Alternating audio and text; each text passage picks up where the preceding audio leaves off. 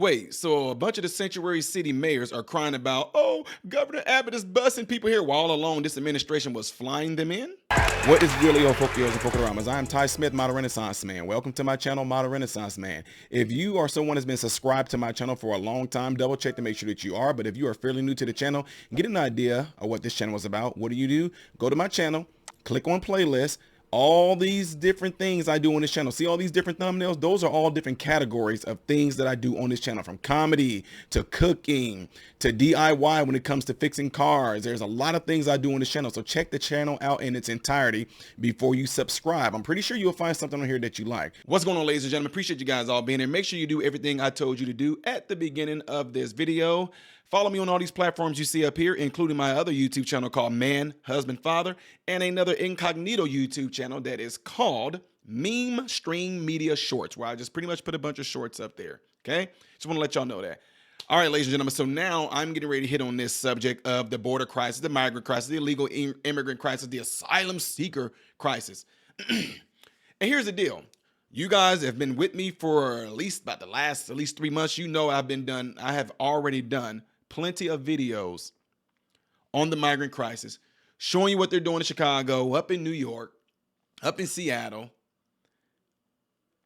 and most of the mayors who are crying and whining about these migrants coming in there in bus loads. Now they're being overwhelmed and they're needing help. These migrants are getting out. They are harming our fellow American brothers and sisters. They're stealing, they're robbing, they're grapes. Y'all know the word around it, grape, take the G away. They're graping. Follow me? They're graping people. Yeah. And more people were doing a lot of complaining about migrants being bussed there than the fact that the southern border is open. It kills me that a lot of you seem to not be able to have the logic to put two and two together. But anyway, before I even go in deep into this, because I'm about to give y'all all my good thoughts, check this video out. Now, a controversial Biden administration program is flying tens of thousands of migrants into the U.S. every month, and we're not quite sure where they're going. Alexis McAdams joins us with that part of the story today. Alexis, good morning.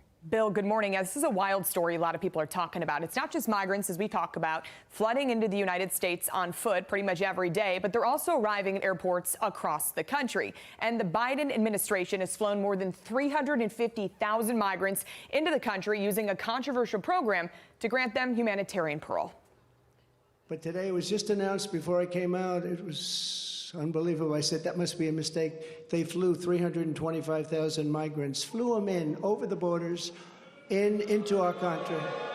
And as a hot topic on the campaign trail, Customs and Border Patrol data showing that 357,000 migrants have been flown into the U.S. from Cuba, Haiti, Nicaragua, and Venezuela. That's just through the end of January. It's all part of a special program called the CHNV Parole Program that grants migrants 2 years of humanitarian parole. So the CBP denied a FOIA request to name the airports where the migrants arrived. That was filed by the Center for Immigration Studies. They told them, in part, if disclosed, it would reveal operational vulnerabilities that could be exploited by bad actors. So no answer on where these people were going. While we see massive groups of migrants crossing illegally at the southern border every day, the migrants in this CHNV program are able to apply for asylum. How? Well, they use a cell phone app to do it. There are strict eligibility requirements, though, for this program, including having a supporter in the United States, undergoing security vetting, and then once the 2 years are up, they must apply for renewal or leave the country. So we'll see how that plays out. Republicans arguing that the migrants using Biden's parole program will end up staying here illegally, and several GOP states have already sued the Biden administration over the legality of this program. We're still waiting on a ruling on that. More to come on this. Alexis, thank you here in studio. Dana. Want to bring in the Texas Department of Public Safety Lieutenant Chris Olivares, and let's just look here. The Border Patrol encounters between ports of entry of non-U.S. citizens in the Biden administration fiscal years. You can just see it. It goes up and up and up.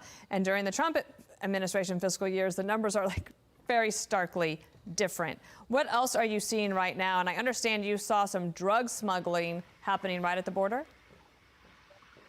Right, Dana. So good morning. Of course, great to be with you. And of course, talking about these flights, there's a lot of unanswered questions. Of course, this has been happening for the last 3 years. I believe, Fox News actually broke that news when there were secret flights at the dead of night that were being transporting illegal immigrants throughout the country. And of course, this has been going on, not just, flying and busing illegal immigrants into the country, but of course, there was a lot of criticism when Governor Abbott started busing illegal immigrants to these sanctuary cities. But one thing it did do was it shed light on the problem, and it forced the issue. It forced some of these governors, some of these mayors in these sanctuary cities to actually talk about the issue, actually force the federal government to actually do something. So a lot of unanswered questions as far as who's coming into the country on these flights. But of course, we talk about the public safety, national security threats, the drugs, the criminals, suspected terrorists. I mean, that is still happening. That is a reality of the current situation on the border. We've been experiencing it for the last 3 years. And still right now, today, those are some of the issues that we're still facing in Texas. Tell me about some of these pictures that you had about drug smugglers there at the border.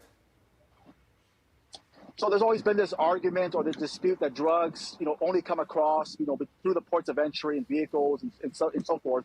But a lot of these drugs are being smuggled between the ports of entry. We know that for a fact. Our state troopers in the last 3 years, because of Governor Abbott's decisive action on the border and through Operation Lone Star, have seized over 468 million lethal doses of fentanyl. These are drugs that have made it past ports of entry, have made it past secondary checkpoints, and if not for our troopers stopping these cars and seizing these drugs, they will make it further into the interior. So a lot of these drug smugglers, the cartels, they're well aware of the vulnerabilities along the border, and they exploit that not only at the ports of entry, but between the ports of entry. We have drug smugglers that are backpacking drugs between those ports of entry.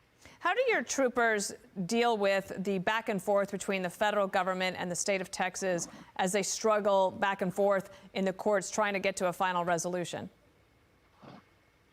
Dana, that's been a challenge for the last 3 years. Everything that we've been doing, our efforts in Texas, and of course, you're well aware of that.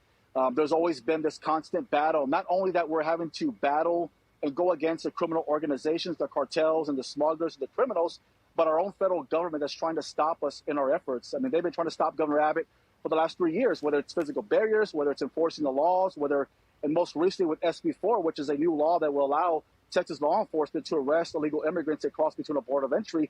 There's these constant challenges, and we're trying to do our efforts as trying to secure the border, protect our state, and protect the country. But one thing I can tell you, though, that we have a tremendous workforce. Our troopers are doing a tremendous job working with the soldiers, working with Border Patrol, and we're focusing on going after those criminals, focusing on the threats to public safety, national security. We're seeing all this crime that's taking place in these cities throughout the state, with some of these illegal immigrants that have no reason to be in the country, but it's all because of the abuse of the parole system. Understood. That's why we need some consequences. That's what we're going to do moving forward. Consequences and clarity. Lieutenant Olivares, thank you.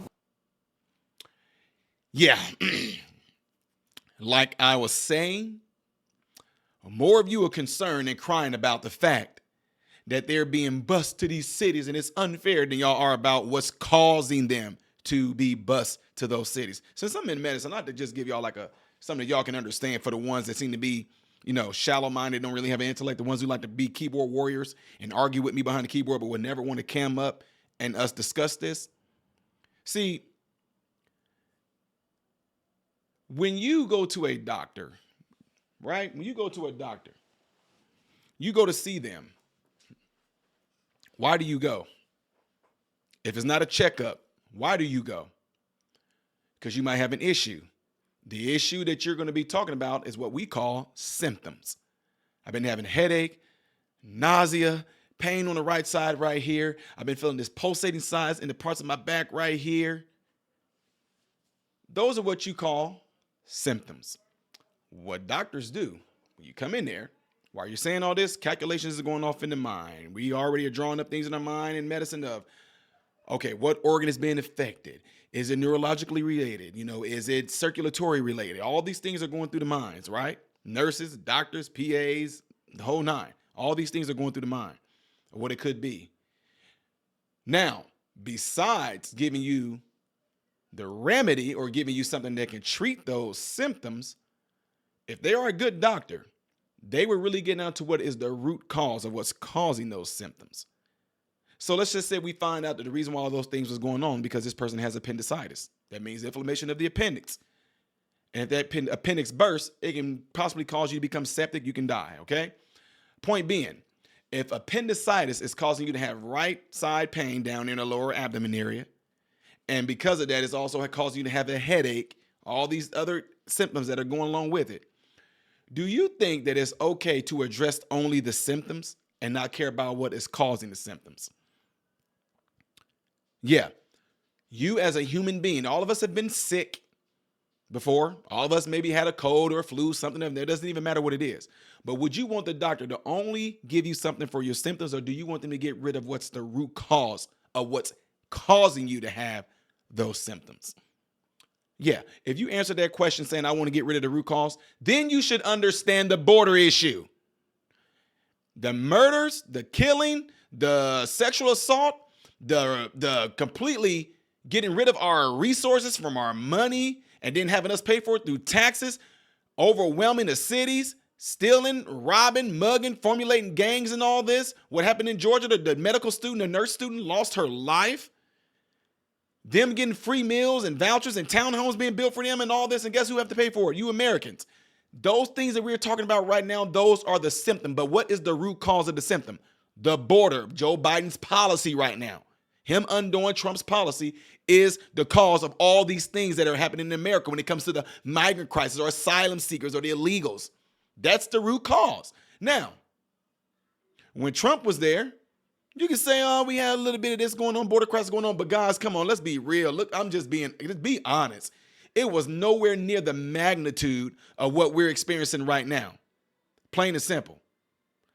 So there it is. It's really easy. I hope y'all were able to understand that simple body anatomy analogy that I just gave right there, the analogy I just gave. Hopefully you can understand that right there and understand that's the issue right there. Well, it is. Ty, they tried to close the border, but the Republicans, bullcrap. Governor Abbott, most people in Congress understand that Joe Biden doesn't need to have all these folks come together and say, well, we tried to do that, but the Republicans wouldn't. We tried to, but it's Trump's fault because he convinced the Republicans not to agree to take care of the border. You don't need that. And again, don't try to use that sly of words by saying we had a deal right there. Y'all had a deal, but it really had nothing hardly to do with the border. It had everything to do with Ukraine and funding Ukraine and doing the thing with Taiwan and all that. It had everything to do with that. Billions of dollars going to them again, but them billions of dollars can't go towards finishing off this wall. Anyway, but all these people that we should let everybody come into this country because this country is for everyone and we can, but yet y'all live in a gated community. Y'all have a wall yourself. Huh? Anyway. Folks, let me know what y'all think of this. Do me a favor. Y'all know I do the 5-second rule. Y'all forgot to hit that like button? Hit the thumbs up button right now. Click it.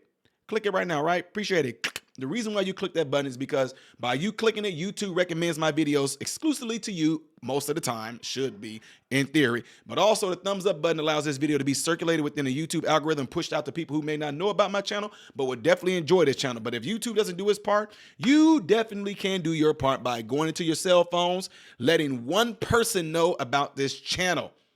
Over the course of 2 weeks, we've hit over 23,000 subs, and it's because you guys are doing the work. I know it's not because of YouTube. Now, some of you would say, hey, man, I'm so glad YouTube recommended me to your channel. I really appreciate that, but most of my work that I'm doing right here is only being increased and pushed out there because of you, the viewers, and I'm grateful, and I'm very thankful for you guys for doing this, all right? I want to hear from you guys, all right? Leave it in the comment section. I am Ty Smith, Model Renaissance Man, and I hope and pray every last one of you have food, shelter, and clothing, and most of all, I pray every last one of you guys in great health mentally, physically, emotionally, spiritually. God bless you all through Jesus.